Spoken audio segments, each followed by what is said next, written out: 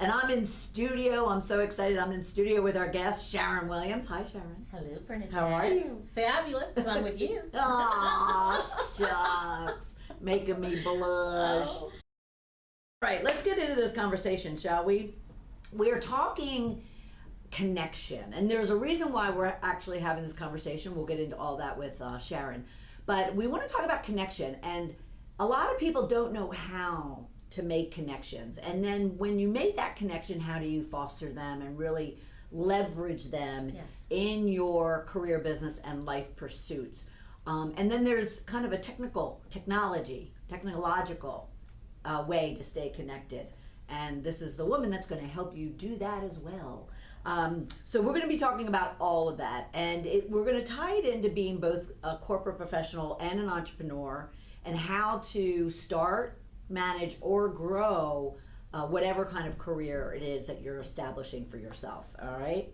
So we always leave you with a rich question to kind of get into your head as we're talking. Most likely our guests will address your question, and if not, then you always have an opportunity to go out to our Shedding the Bitch Facebook or Twitter page and leave us questions or comments or stories. You can also, I'll make sure you have Sharon's contact information throughout the show in case you want to reach out to her individually. And then you can always just reach out to me directly at Bernadette Boas at sheddingthebitch.com. And I'll always make sure that our expert receives whatever question I can address for you, or you directed to that guest. Okay? So here's your rich question for today. We're going to be talking about connections, relationships. What is your biggest challenge when it comes to making connections to the people that can help you really advance in your career, advance in your business growth? Maybe you are looking to start a business of your own. It requires relationships. It requires connections. So what is your challenge in doing so? So let me formally introduce you to her first, and then we'll dive in. Sharon is a healthcare executive and entrepreneur, innovating technologies with GoBlue Technology to keep people connected. She has more than 25 years of experience in healthcare operations and policy, with over $1 billion of P&L responsibility. As a senior executive for several health plans, she was responsible for the overall operations of the health plan, including strategic direction, administration for all existing programs, and the development of new programs to ensure goals and objectives were met or exceeded. She has led and directed the overall improvement of operations, including provider contracting and relations, sales and marketing, claims operating systems, call center responsiveness, medical management, regulatory compliance, and finance. I was going to start laughing when I read call center responsiveness because I think every one of us want better call centers responsiveness. Yes. So it's awesome to have you. It's awesome to have you. Wow. I want, as we dive into this conversation, I want you to be immediately connected with her. So please go to GoBlueTech.com, and that's blue without the E. So it's GoBlueTech.com, and Sharon Williams Portfolio.com. And you can learn all about both of her technology that's going to help you get connected, as well as all about Sharon herself. You can also Facebook with her at Sharon Williams, tweet with her, I love her Twitter handle, tweet with her at SWHealth007. 007. That's right. Health 007. So that's SW Health 007. The girl thinks I'm whacked. I love it. Love it. LinkedIn, of course, Sharon Williams, but you'll specifically find her as Sharon A. Williams. And then, of course, you can always, again, if your answer to your rich question is not addressed, then you can always email her directly at swhealth007 at gmail.com. And I'll remind you of that throughout the program. All right, now that we've gotten all that. So help us understand kind of your background and your experience in the healthcare industry, and kind of then taking it from corporate to being an entrepreneur. Sure, and I loved how you described my background. It sounded very exciting. Perhaps more than it really is, but I started off my career kind of right out of grad school, and I was able to get my first job through connections. And I worked for an insurance company, and I got the interview because I had reached out to a friend of mine. Her dad was on the board to this company, and through this connection, and he remembered me from high school. I went to convent, and made the recommendation. So I was literally right out of grad school working for the chief operating officer for the largest health insurance company in upstate New York, and it was a great job.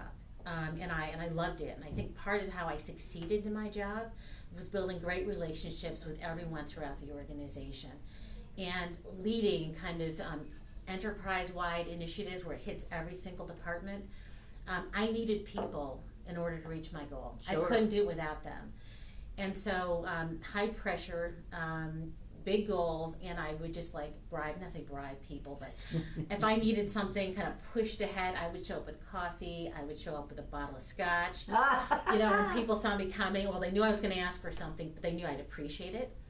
And part of building connections and keeping both my career and these relationships going is it's little things like saying thank you, or you're awesome, I really appreciate it, I know you're doing your job, but I appreciate you. And these are relationships I still have 25, 30 years later. I can still call on these people, right, and these people call on me. And I think as I look through my career, and I've moved through a number of different health insurance companies all throughout the country, I think my greatest achievement is maintaining those relationships where anybody can call me if they need something. Yep. And so it's not all high tech. Some of it is actually, low tech. It's just an email. It's a text. We're all connected on LinkedIn, Facebook, Twitter.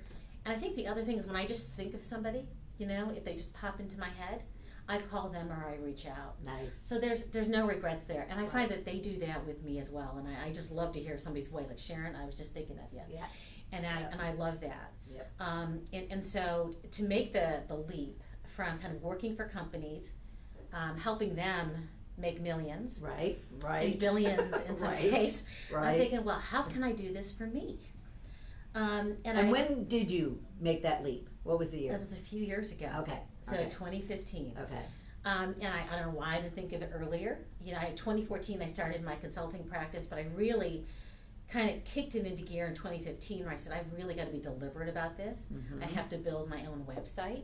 I can't just rely. I did it for a couple of years, just word of mouth, because I had this kind of connections. Right. That's how I started my business. You mean, and when you say that, you mean from prospecting and lead generation? My lead generation was purely my network. From your network. Yeah. And then I realized, okay, I've got to be a little more systematic about this, especially if I want to grow a little bit larger.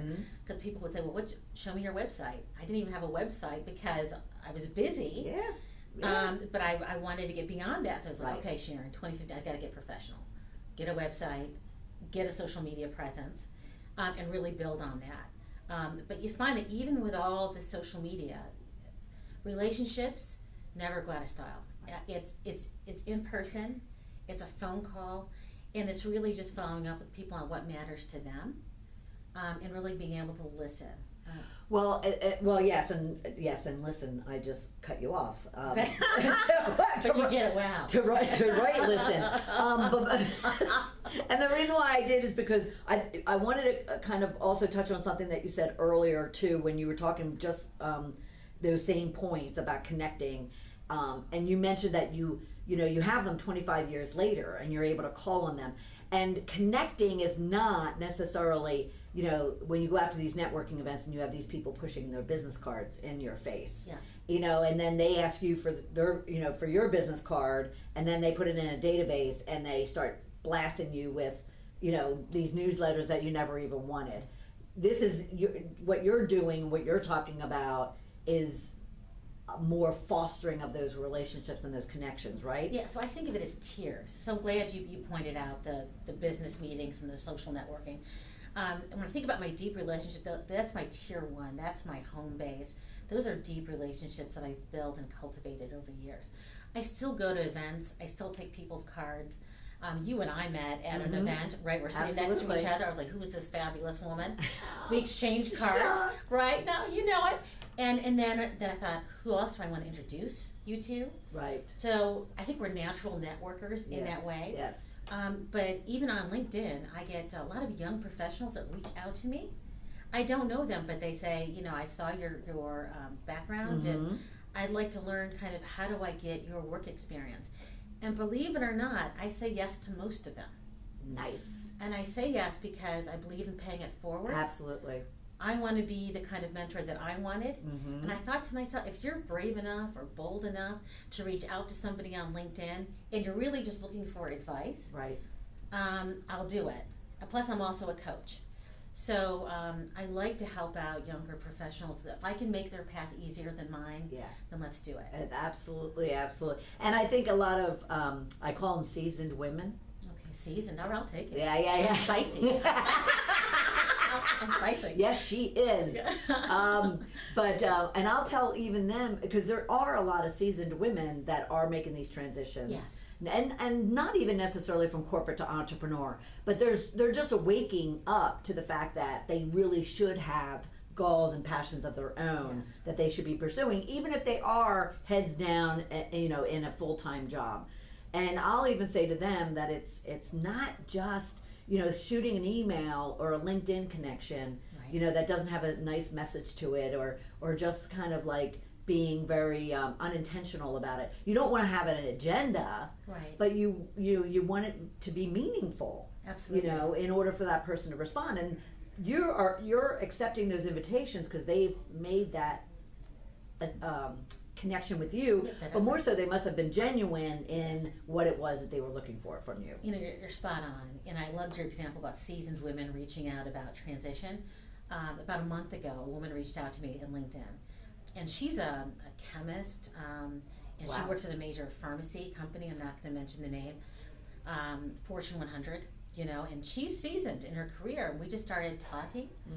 I think because she wanted to make the move to working for a health plan, and she wanted to know she could leverage her pharmacy experience for a health plan. I was like, absolutely. But I just talked to her about her current experience. I said, well, are you asking for support? If there was somebody out there that you have a good relationship with, you're calling him your mentor. Right. Do you ask him for opportunities? She just said, you know, I didn't even think to ask. Right? And break my heart. Right? And I also they're going, well, if you have this great relationship, why not ask for what you want? Right. And she just got really quiet. And then I asked her, I said, don't you think you're worth it?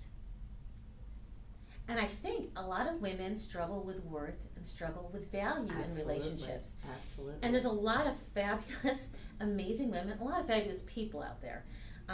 But it's in particular women, there's research that show this, that we don't ask for the raise, we don't ask for the money, we don't ask for the opportunity. And I would tell a lot of people that I coach, the people you want something with or want something from, they're not psychic. Right.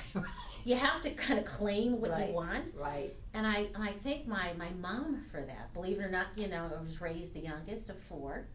I have 3 older brothers, and you know, it's boys too.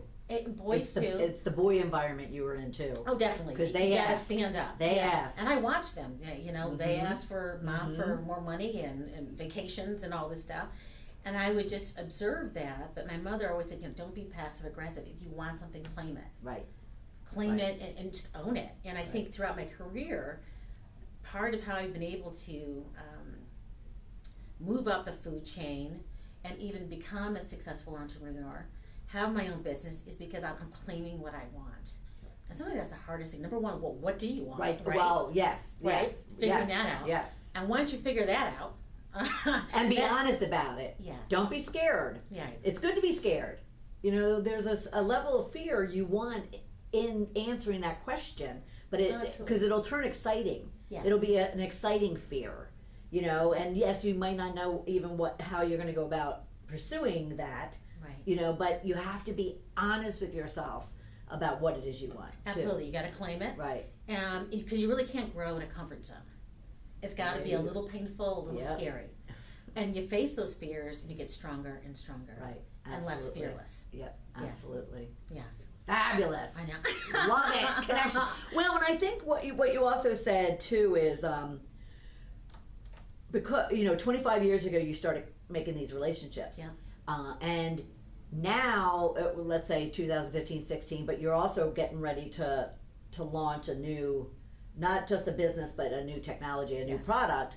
You're going to be able to reach back to those people from 25 years ago, and I'm the same way. Yes. I can reach back to my network, Yes. even after everything I put my network through, as you all know about. But I can reach out to some of them and really still, pull in that support, pull in that, guidance, that mentorship, and that is what is absolutely just not only critical, but just so empowering about connecting.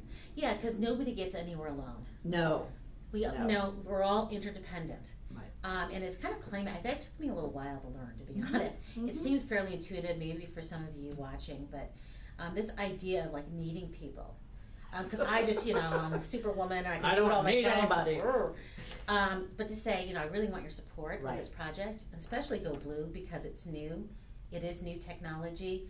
I'm learning a lot, and I know I would not be able to do what I've done with GoBlue without the support of like ATDC, the accelerator. Oh, right. Or being co-located at Tech Square Labs, having They're those here in affiliation Atlanta. In Atlanta, with Georgia Tech.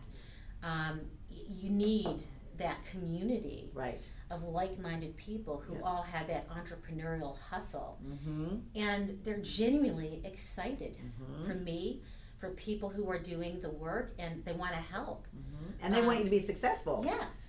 Which is, and especially corporate individuals, not just women, but corporate individuals, they just think it's all about, that individual. It can be so consuming of selfishness and greed, as opposed to, coming out. It's not just in entrepreneurship. I don't want to make it sound as if it's just entrepreneurship, but you're also experiencing how they want you to be successful. They do, and they actually said, And they're helping I want prop you you to up. be successful. Right. And when I start talking about GoBlue, and we'll talk a little bit about what Yeah, that is, absolutely. but they get very excited and they say, well, who do I know? How can I connect you? Yes. And I especially manufacturers, things that are all brand new to me. If I didn't have the support of ATDC, the support of Tech Square Labs, I would not be able to do what I'm doing today. So even just the idea of GoBlue, we actually went to a startup boot camp, and because I was just trying to think how am I going to go from this corporate position to really kind Being of on your taking, own. being an entrepreneur, full tilt. Yep. They talk about burning the house down. Well, I didn't burn my house down. I didn't burn my house down. I'm doing it in a transitional manner. So I didn't burn the house down. I just built connections in different boats. But this idea of a mobile device charging on the go. Yeah. And so even the name of the company, GoBlue, BLU, because it was the aggregated Bluetooth technology. Right. That's where that came from. Yep. Some people hear GoBlue and they think Michigan. And it's like, no. Yeah, it's Bluetooth technology. Okay. And so starting with an idea of also building community, because when we think about technology, sometimes you see people totally engrossed on their cell phones, and they're really not connected. So we were thinking immediately of an energy community. Right.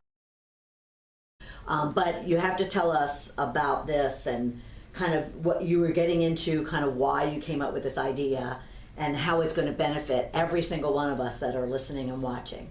All right. I'm so excited. Yeah. And I'm excited too. So what is GoBlue? So GoBlue is a mobile device network community so that you can charge your mobile device on the go. What we're doing in the B2B, the business-to-business connection, is we're selling emitting tiles.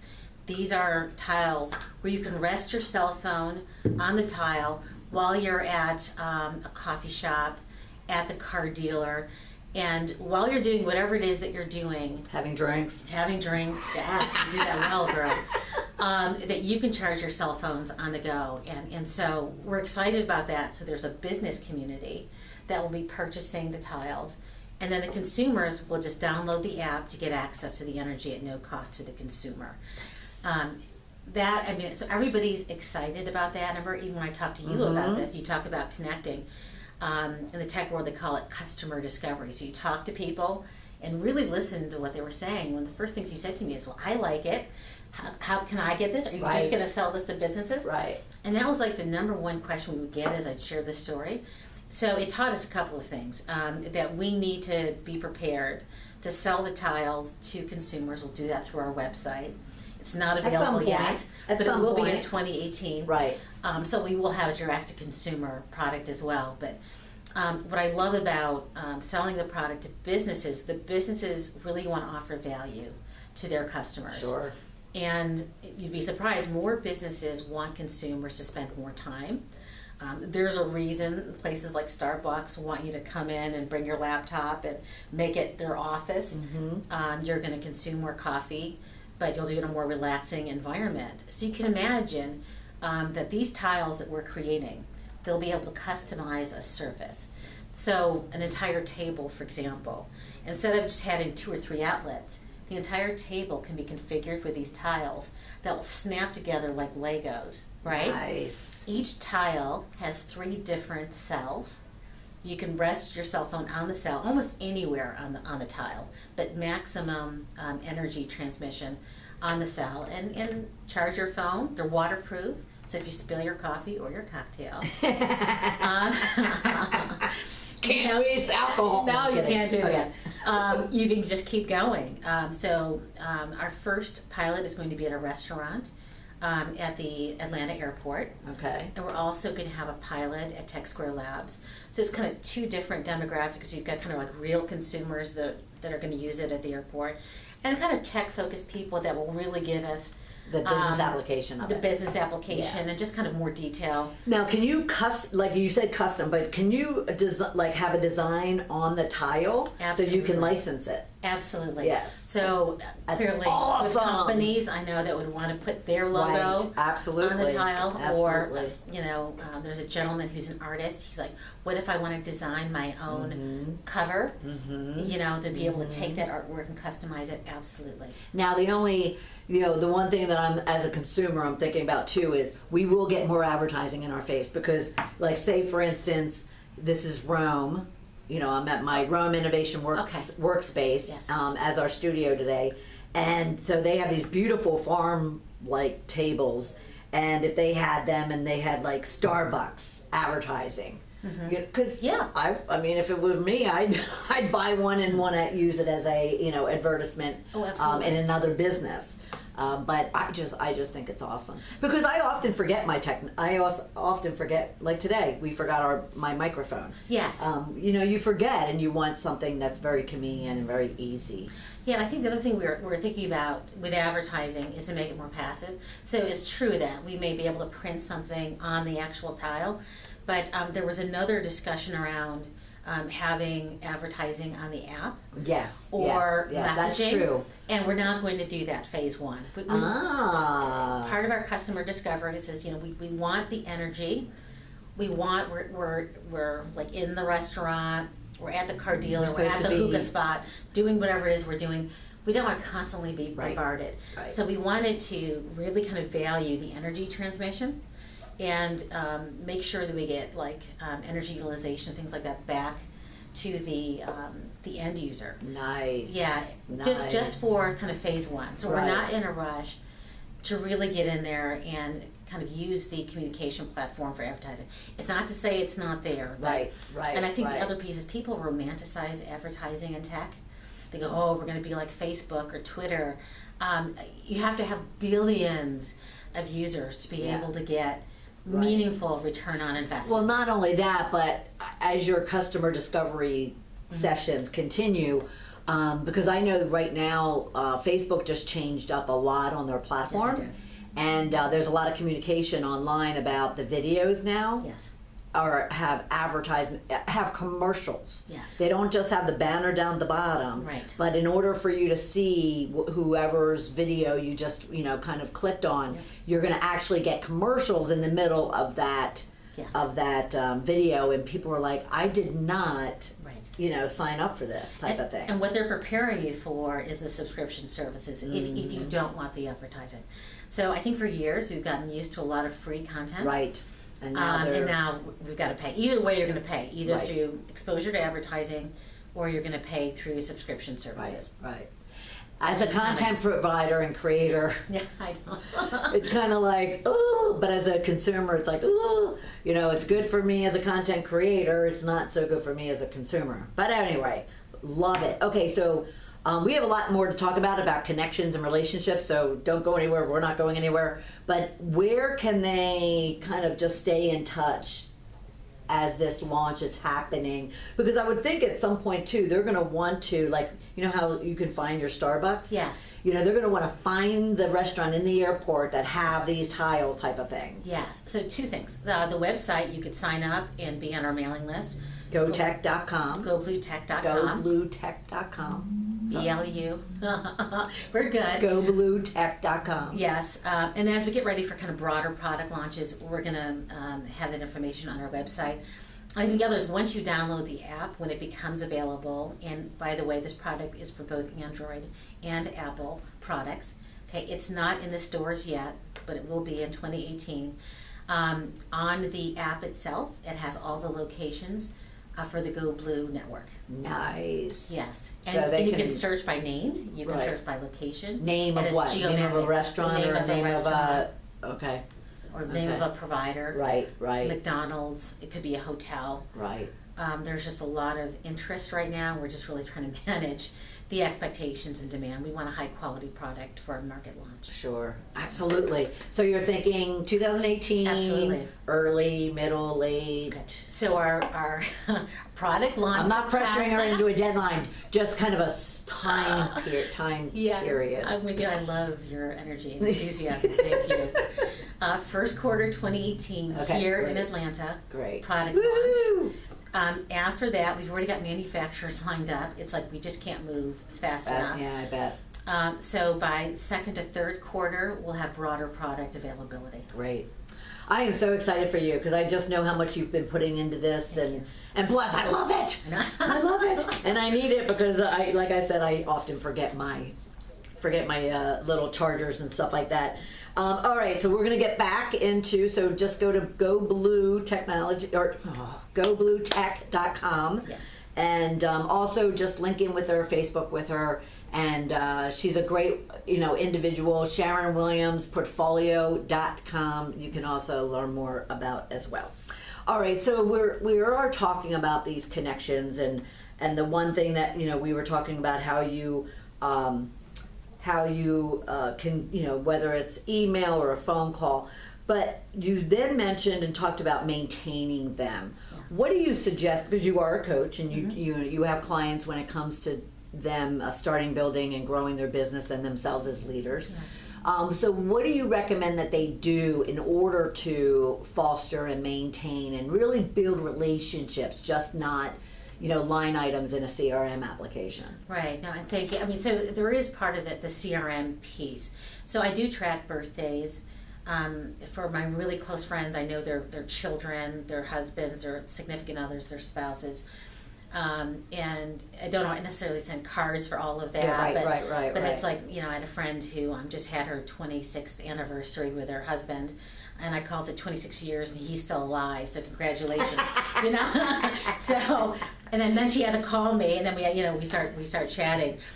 So here's some really basic tips to connecting. And especially if it's somebody you want to develop a relationship with, beyond wanting to sell them something and beyond wanting to get something from them. I think at its core, it's really important to share values with the people that you want to connect with. It can't be just transactional. Right. That's really empty. And we could talk about I know you had somebody here a couple weeks ago talking about sales. Right. And building relationships for sales. That's something different, and that was a fantastic video, and I highly recommend kind of watching that video on sales. So this is about really connecting, building relationships with people you share values with. Because when you don't share values, there are some things that come up that, in the long term make it really challenging to keep that relationship and keep it authentic. So assuming you really care about the person and it is about kind of building relationships, then I would think about reaching out to them like quarterly.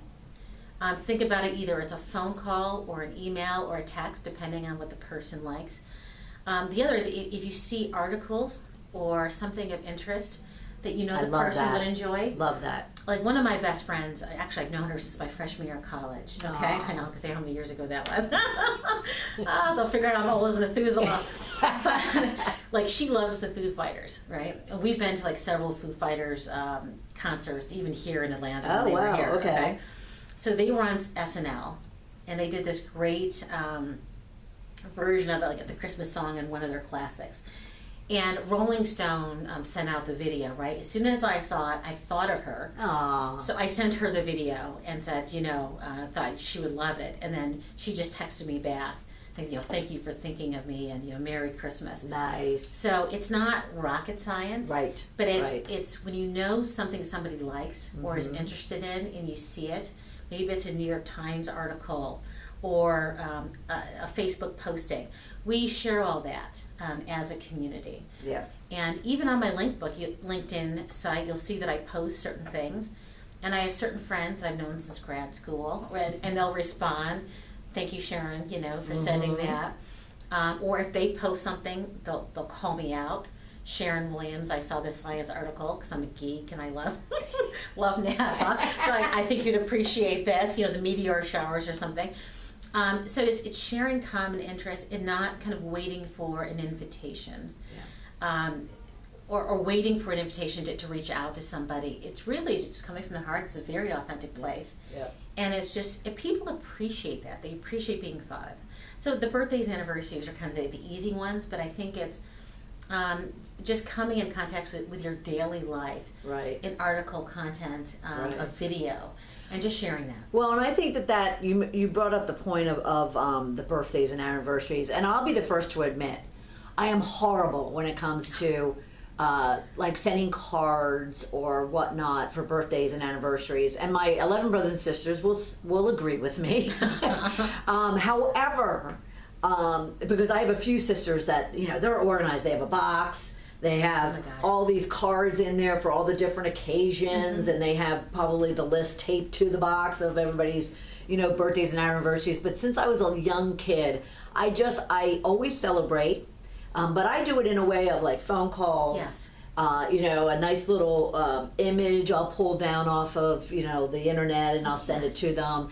I've been gone away from them, kind of, next door to them since I was like 17. No excuse. There's a post office right down the street from my house. It's just never been something that I've really been good at. So I just realized that, the most important thing is connecting. And so I'll, reach out to them. I'll send them a video, like nowadays. For the last few years, I'll, do a video and sing them a song, something that I know will embarrass them, and post it on Facebook, and then I'll send it to them personally. But, so I think it's just getting creative too, right, as far as being connected and doing it genuinely. Yes. Because again, those business cards being pushed in your face, that's not what it's about. And even LinkedIn, you'll get barraged with invitations to be LinkedIn. But at the same time, it's like, make it personal. Read their profile, add something in there, to kind of just say that you mentioned listen before. And that's a degree of listening, is to really, kind of, even on their profile, you can listen to what it is that they do and who they are in their profile, and reflect back to that. Yeah, absolutely. And I think the reflection piece is key in all your relationships, whether it's personal or professional. People want to know that you really see them. And that you're listening to them. So, I'm a management consultant. That's my bread and butter for the most part. And my clients sometimes like, how do you know this? Or how can you haven't been here long enough? How do you know? And it's like, well, I listen to your people. I listen to the calls. I listen to what's being said. I listen to what's not being said. I pay attention to tone. I pay attention to body language. But you can hear so much even on a conference call. When you ask a tough question, and how people backpedal verbally, you can hear the hem and a hem and a hem and a. You can hear it, And so then I follow up. So I'm not going to put anybody on blast. When you've got 20 people on a conference call. Right. I never do that. Or sometimes I'll text my client, if it's the CEO or CFO, it's like, I don't know if you're hearing what I'm hearing, but let's follow up on this. It's a beautiful thing with technology. Yes. You can do that. The instant messages on the side. Because, I care deeply about operational outcomes. You'll see that on my website. But in executing value, part of that value is really just listening in ways that I think surprises my clients and even sometimes my friends. Yeah. And so being able to reflect that and reflect it hopefully in a non-threatening way. Right. And try to make I've known you for a while, not real long, but I can never imagine you coming across in a threatening way. Well, you know what? Okay, no, thank you for saying that. So there's two things I just learned in that statement, right? Well, you're a very powerful woman, and you're not a fearful woman. You live, you lead with love. You lead with passion, and you're authentic. So you're not going to be threatened by somebody like me because you're authentic. In the business world, there's a lot of people who are not authentic. That's true. Okay? That's true. And in the business world, I don't care whether you're an entrepreneur or working in corporate or nonprofit or government, human beings are human beings. And so many people are driven by fear and driven by scarcity. So, and so it took me a while to learn that because I'm not a fear-oriented person. Right. But it took me a long time to realize how fearful people are, especially of people who have an understanding of what they're doing. So if I'm leading with content and I want to engage you on content, you're talking about build a connection, right? And I like to keep it real. And I'm talking to you, and you don't do this, but there's people out there who BS, right? And then I'll ask a couple of other questions, right? And then I can hear the hem and a hem and a hem and a, right? And then for some people, just asking questions or trying to get clarification or an objective reality, because I do think facts matter. And the political environment we're in right now. Yes. Facts are under attack. Right. Objective reality is under attack. So to have those conversations, I still need to kind of own my power. I need to stand in it, stand in my truth, and know me well enough to know that I'm not trying to talk about your mama. I'm not trying to threaten you. I'm not even trying to challenge you. I'm trying to do the job that you're supposed to be doing. Yeah. Confidently and expertly. Yes, and even just being a woman doing this, you can throw on person of color too. If you're watching YouTube, you can see me. That sometimes I'm not even leaning in. Right. I'm just standing. And my mere presence can be a trigger for people. Yeah. So as you're building connections, it's kind of understanding your audience. Right. Understanding who you're talking to, but most importantly, knowing who you are. Knowing the value. I know the value I bring to the table. And I know I'm not a bad person. I know I'm not trying to do anything to anybody. And I just need to stay consistent with that. Yeah. God, that's awesome. That's awesome. Well, because it's so true. And I was one of those fear-driven individuals when I was in corporate. That's why you had to shed the bitch. Well, that's what everything is about. And so I can so relate when you say that. Actually, I start getting angst in my gut when it still comes up, and it reminds me, and it reminds me in a good way. I never want to go back to that person, but I'm going to keep you in check. Yeah. Type of thing. Yes. But I think you're making a great point about, it's not even just kind of showing up and having a conversation with someone. It's really being even present. Yes. It's being in the moment, which I've been training myself for a long time now to do, to stay in the moment, get out of my head, be in the moment, listen, engage. Yeah. Sometimes it's hard, in a kind of a position I'm in right now, trying to manage a couple things while I'm talking, interviewing and talking to somebody. At the same time, I'm doing those things, but I'm not off trying to figure something else out. I'm just trying to get something, a multitasking thing done. But I think it's important that people just really need, if they really want to truly connect, and especially like you, saying, these 25-year relationships, these 20-year relationships, these 10-year, 5-year, we've known each other maybe now a year. Yeah. It's about a year. Yeah, probably about a year. And we'll know each other for a longer period of time. Yes. Because we truly want to, and it is authentic, and it is genuine, and it's not with any motive or agenda.